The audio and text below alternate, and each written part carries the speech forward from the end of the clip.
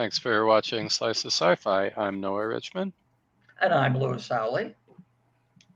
We are discussing The Flash 2023 movie release. Not entirely sure why they call it The Flash when it's almost more the Justice League movie that you would have expected the Justice League film to have been. Um, but uh, obviously, Flash is the point character that takes us through the journey of the film and is also the one that starts the what do you call it? The paradox, the the zooming through time so that it disrupts time.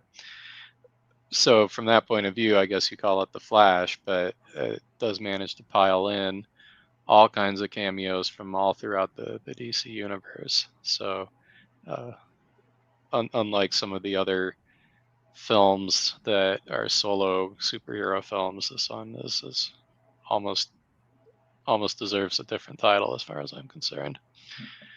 But anyway, it is the first film taking Ezra Miller, who was introduced in the Justice League, and giving him his own starring role as the movie lead.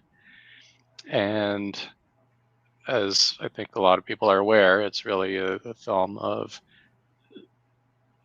him using his supersonic speed to disrupt the fabric of time and open up possibilities to meld universes and go back and make changes to how things happen. Uh, is there anything you'd add to that, Lewis? Well, no, I would say that in some ways, um, the movie is about the Flash in the sense that it revolves, the whole origin of the story revolves around him trying to either um, exonerate his father, who has been accused of murdering his mother, or bring his mother back so that she never died in the first place. And this is the motivation for him to do the zooming through time. And uh, and so this is essentially what the film revolves around: his time in another multiverse, if you want, um, for lack of a better word, and trying to deal with both. And this is no spoiler to say that he sees himself in that period as well, at approximately the same age that he is in his own universe. And so the two of them are the ones who are dealing with the dilemmas that this new world is posing as he, our Flash, if you will, has entered, and the other kid is not Flash yet, and so he's just Barry in this universe. So, so is there anything that stood out for you as something you particularly liked with the film? What First of all, the visual effects were very well done. I wasn't so sure. The battle scenes are excellent. The initial scene in Barry's original universe, where he's at the hospital trying to save people, is also very, very well done. And I liked all of that. In fact, the production values in general are good. Um, I also liked, of course, and this is again no spoiler since it's in the trailer, the reemergence of Michael Keaton as Batman. Um, I've always liked his Batman. Not that I haven't liked other iterations in the movies of Batman, but I like him as an actor. I think he's since Birdman he has really come into his prime, and he adds a gravitas to this movie while also injecting some humor, um, as you know, as a character, and as opposed to the younger versions that are Barry. Um, And I also liked some of the end sequences where we got to see some alternate times floating by, and they had some interesting cameos. Let's put it that way. Or uh, I enjoyed that very much. Uh, but in essence, um, I did not really like the whole angst of his family drama. I thought it was belabored, um, but maybe it is appropriate for someone at his age to want his mom back. But it shows such a total non understanding of either time paradoxes or the butterfly effect that it just, it's like he grew up in a vacuum. It's hard for me to believe that someone who had those powers would be both ignorant and foolish like he is in this respect. And throughout the film, So, I might add. And yeah.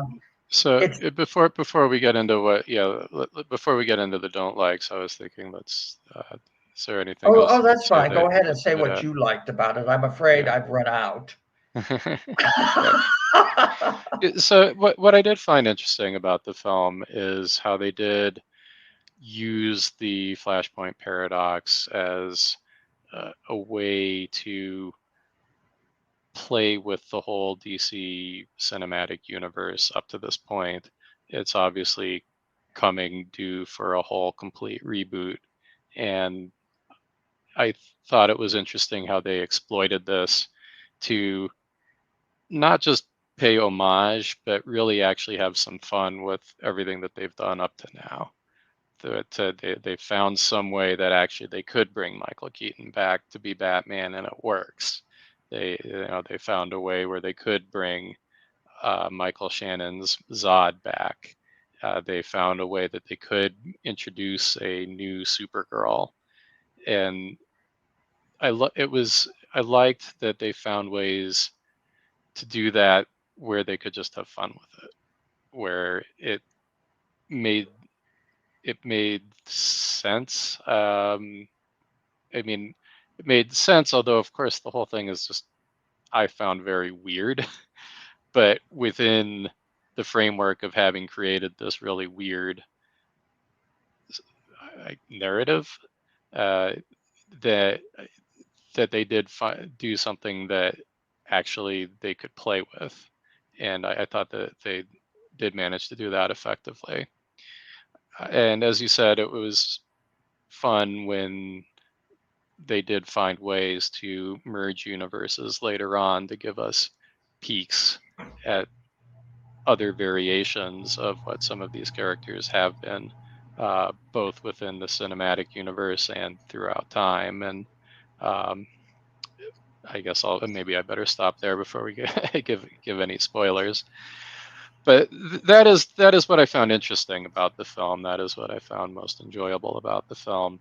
I did struggle quite a bit. I think you nailed it exactly. Like, the problem with the Flash is the Flash.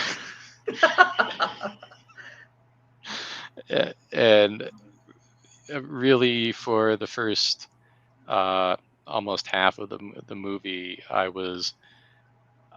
just don't find Ezra Miller to be that appealing of a Flash. And not only do you have him, but you have two of him, um, through pretty much the whole film, and it's just double the. I don't know if I wouldn't go so far as to say double the agony, but double the okay. I don't really find I don't care. um, and the other thing is, for the first half of the film, I did have a certain feeling like it felt like it was trying to play to formula.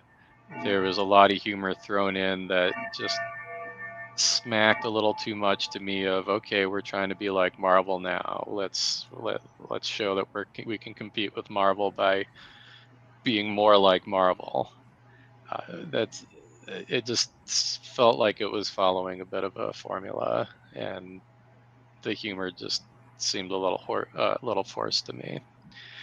But once they got really deeper into the story of exploring this alternate universe, and particularly once you got Michael Keaton in, and Supergirl in, and all that stuff going on, that's where it became much more of an interesting watch. Where I felt like, okay, I was going to say this was, I was going to give it a thumbs down, but now I'm like, well, actually, this stuff is actually kind of interesting. Like, this is kind of interesting to sit through. I don't know that I had to spend an hour waiting through everything else to get to it. uh, and the other complaint I would have is I do feel like they could have gone further with it. I mean, basically, he disrupts space and time, but ultimately really winds up in another universe. Like, it's really goes from universe A to universe B. And yes, there's things that happen later on where where various universes seem to be melding, where you can see glimpses of other universes, but the story is just A to B, and then that's it. And it felt like once you're bringing all these other things back from various points of DC universe, that they could have gone even further with it, and I kind of wish they had. Um, but overall, I thought it was interesting. I thought it was weird. uh, I uh, I was a little surprised that some of the CGI didn't come off better. I thought some of the special effects were not that successful. And again, I thought they could have gone a lot further with space time continuum, but I thought there was some fun to be had with it for what it was. Yeah, so there were some good cultural references in the alternate universe as to um, certain movies and TV, which were kind of intriguing and humorous. Um, and I won't mention the ones I'm thinking of just because I don't want to ruin it for anybody. But I found them quite amusing, and they were rooted in certain realities in our time of who could have been in what and things like that. And those were highlights for sure.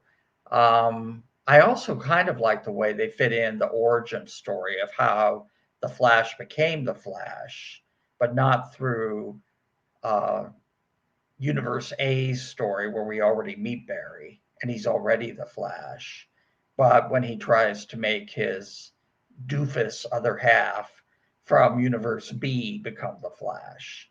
And uh, so that was kind of interesting how they squeezed that in. Um, but in general, I didn't really, it's almost like if there wasn't action happening, I was not that engaged in the story. You know, I really did not care at all about his family.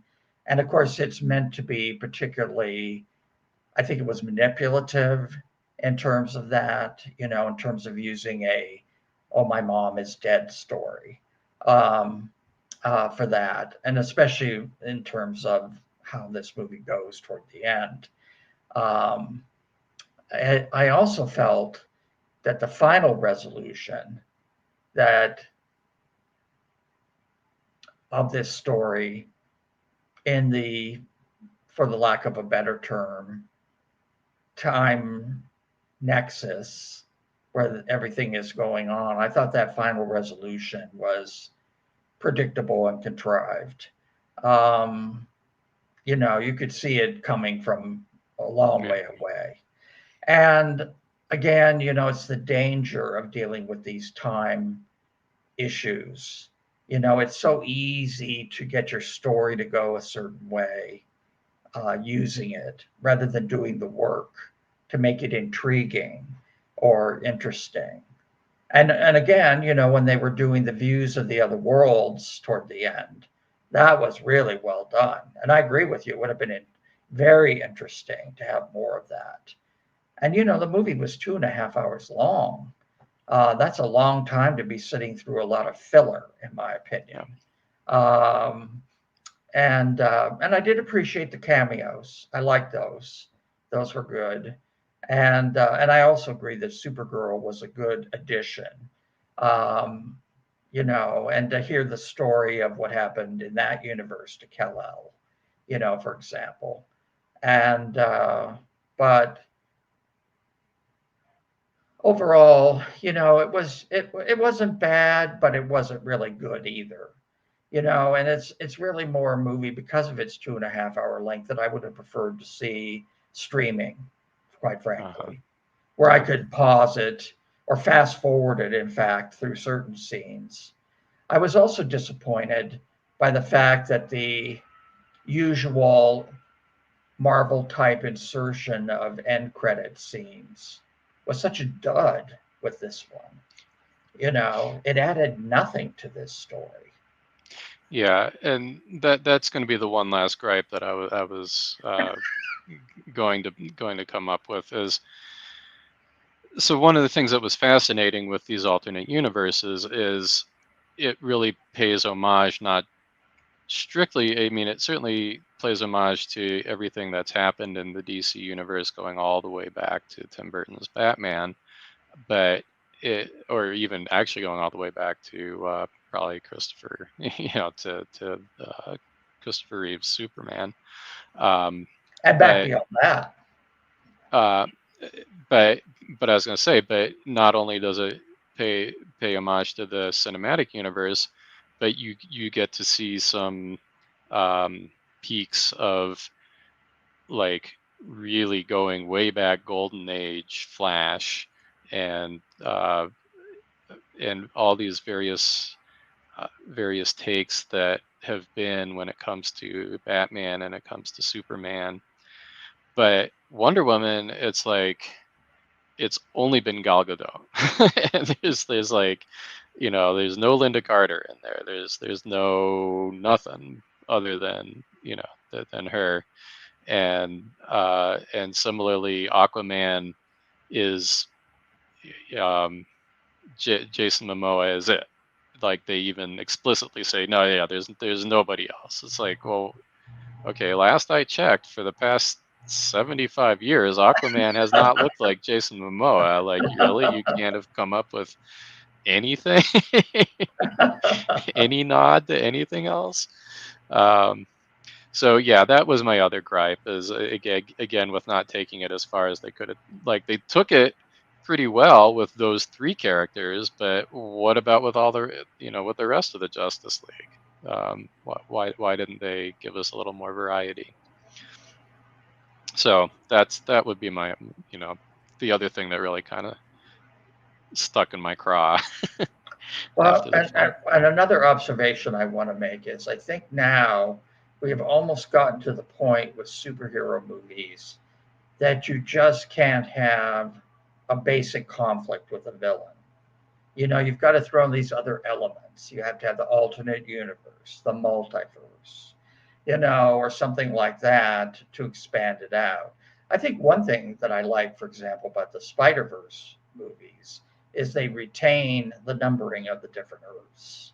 So you know that this is Earth blah blah blah, or Earth this, it's not just like some random alternate universe that is convenient for this movie. And uh, and so I think it's becoming difficult, um, because the visual effects are the visual effects. That's not really ever going to be the issue, but storyline is.